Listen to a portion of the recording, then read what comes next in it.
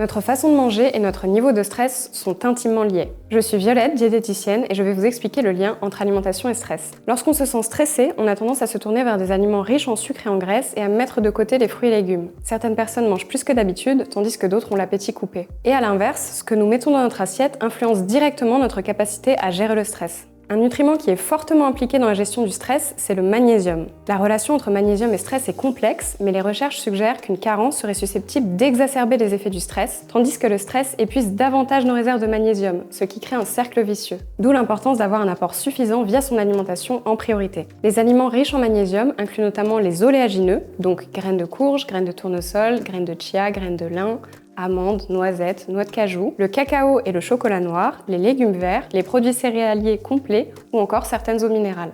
Il est également possible de se tourner vers une supplémentation en magnésium qui a montré des bénéfices potentiels dans la réduction de l'anxiété et du stress, bien que son efficacité dépende du type de magnésium utilisé et des besoins individuels.